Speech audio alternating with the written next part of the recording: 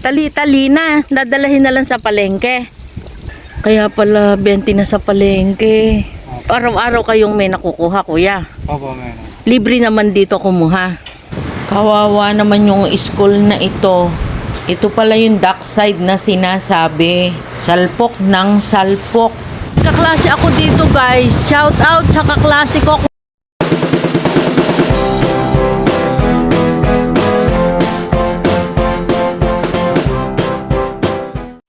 Another day, another vlog. Hello viewers! Today, samahan niyo po kami. Papasyalan po natin ang Barangay Runggot, Calamba, Laguna. Hindi ko masabi kung masaya ba doon, pero maganda po yung view. Kuya, taga dito po kayo?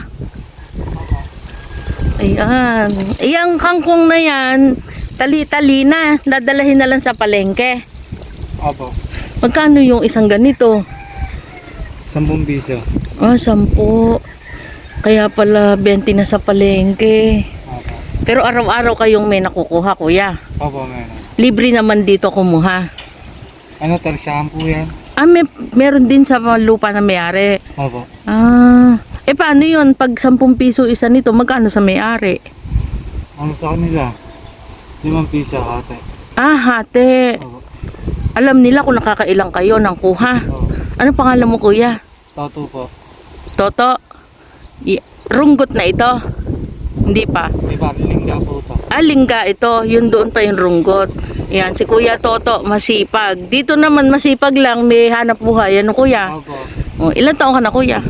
20. 20. May asawa ka na? Meron ako. Ayan.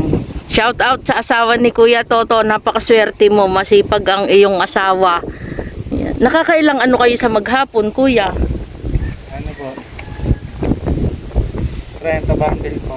30 bundle. Kailangan araw-araw magsusupply kayo sa palengke. May kausap na kayo. May kukuha na po na. Dito na kukunin. Hindi na kayo magdadala sa... okay lang yun, no? Hindi na maanuhan ng gas. Ayun.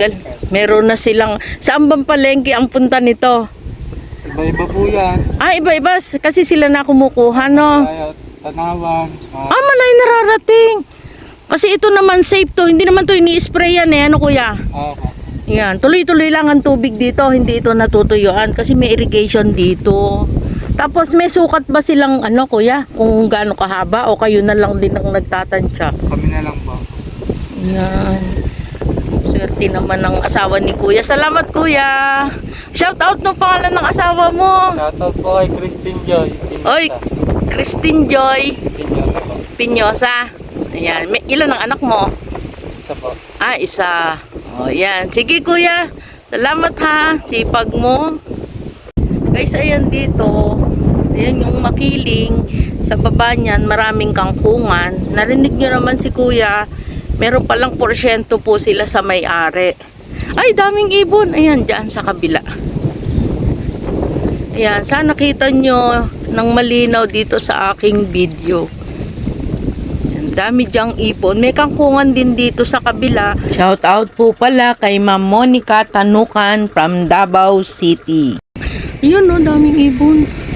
Mali pala itong una naming napuntahan. Hindi pala yan papuntang Runggot. Lalampasan pa pala yung simentadong ginagawang bypass road. Hindi ko na video kasi po ay rough road yon. Baka malaglag yung camera ko. Nasa tamang direksyon na po tayo. Ayan, may bangka na dyan.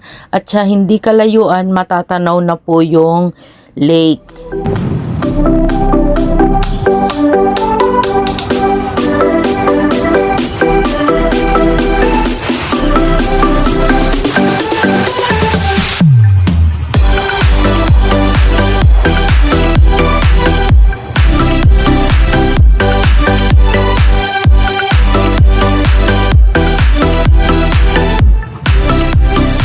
May namimingwit dito. Malapit na po tayo.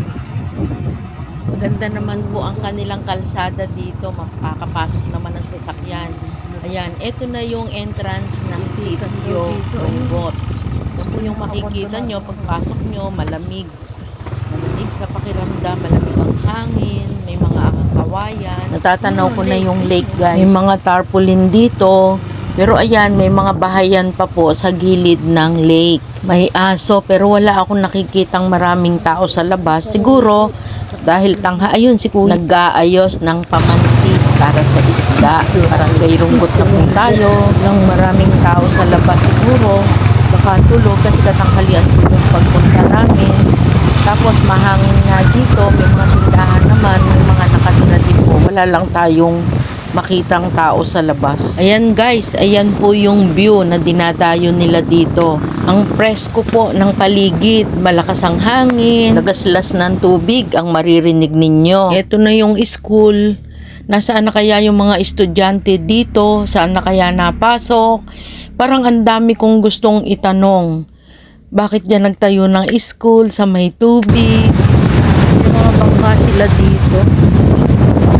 Tapos eto, iba na yung pinakakalsada nila papunta sa school.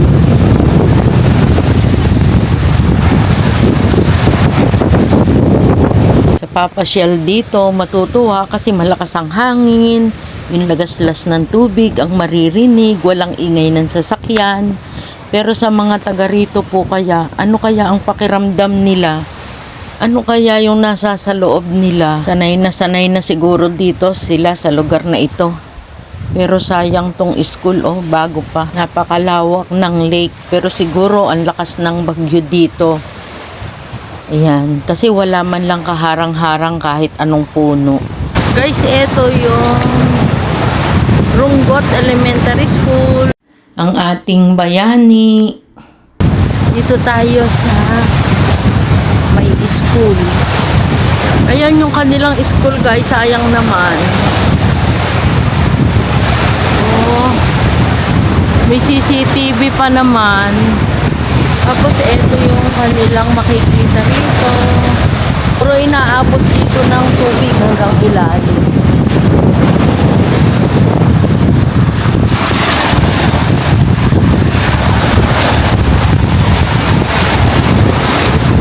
Ito yung kanilang school.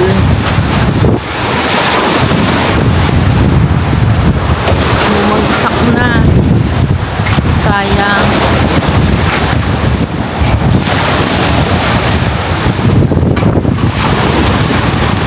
Puntahan natin yung kabilang side. Dito po tayo sa ilalim dumaan. May mga bangka, siguro po yan po yung ginagamit nila panghanap buhay, pangingisda. Wala tayong matanungan pero gusto ko talaga may makausap po sa lugar na ito.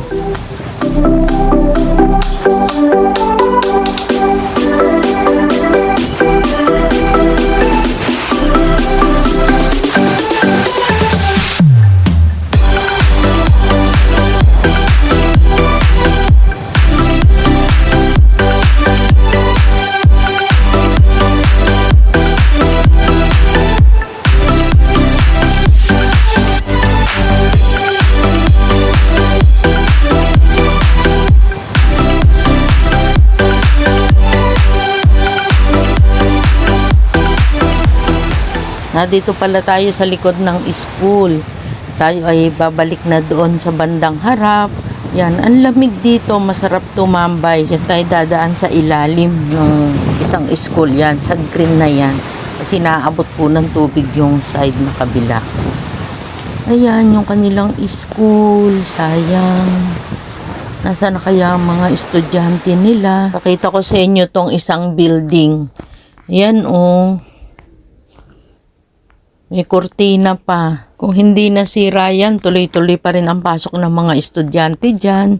Malapit sana sila sa school. Ilang hakbang lang sana, nandyan na sila sa school. Sayang talaga. Ayan, kasi binagyo. Marami naman pong school dito sa Calamba. Kaya lang, syempre, kung malapit sila, yung mga anak-anak ng taga dyan, malaking advantage po na may malapit na school para sa kanila. Balik na tayo guys. Ayan oh. Galing yan sa tubig na aanit dyan. Ayun, may nag-iintay sa akin yung kasama ko. At kaya iniisip niya. Nakatingin siya sa malayo. Oh. Motor lang po kami kasi nga hindi namin kabisado yung daan papunta dito.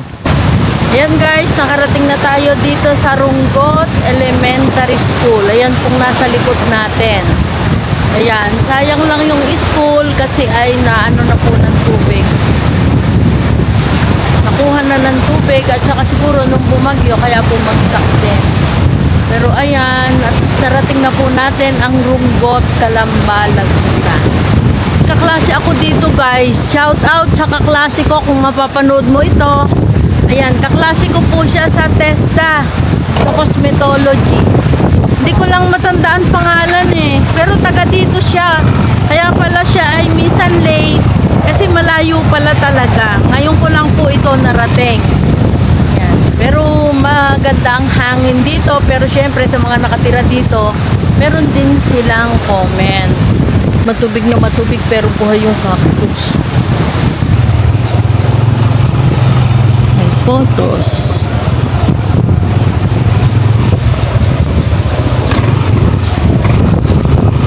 May mga aso pero hindi naman sila nangahabol. Doon tayo sa kabilang side. Ganda ng photos. O yan o, may mga bangka din eh. Ayan. Kuya, makikipasya lang.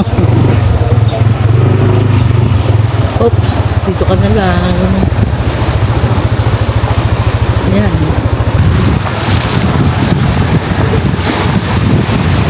May kamatsili. Ay, wala na nakatira din eh.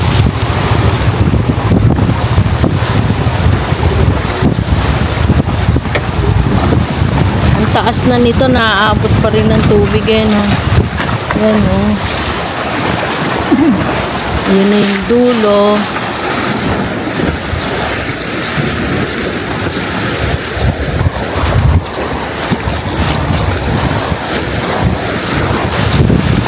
Shout out kay Kalanbanga. Yan, napanood ko to sa kanya, yung lugar na ito. Kaya, ayan, nakarating kami dito. Ang taas ng tubig. Woo!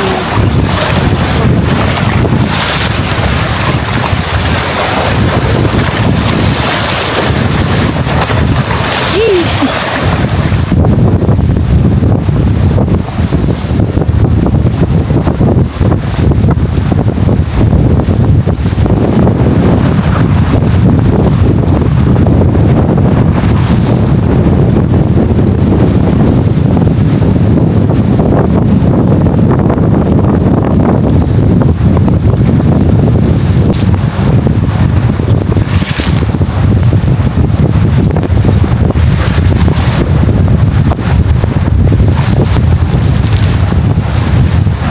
Guys, dito daw muna kami at napaka-presko po ng hangin, tapos yung salpak ng tubig, nakakalibang.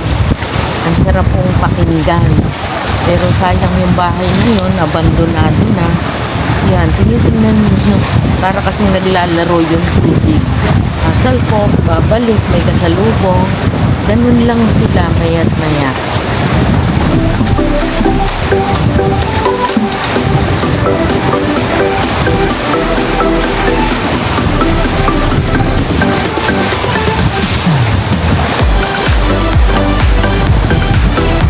Galing.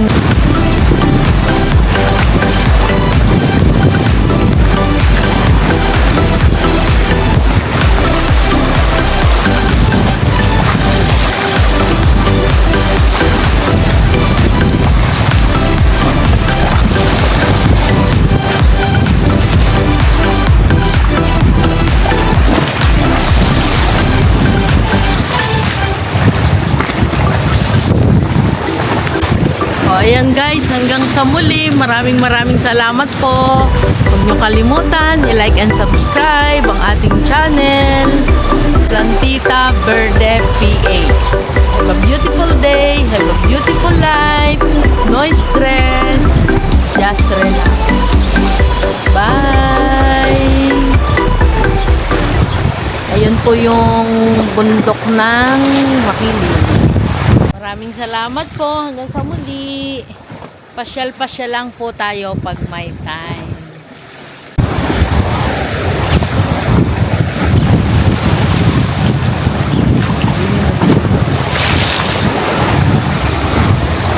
Alin? Yan, Alligator Lake.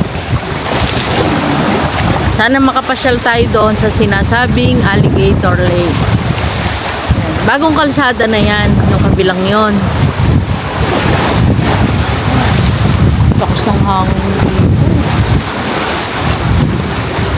Kitang-kita rin pala dito yung island na yon, no?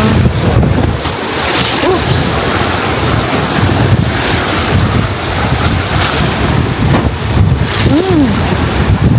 Salpok ng salpok. Oo. Hindi, tumatama doon, bumabalik. Oops.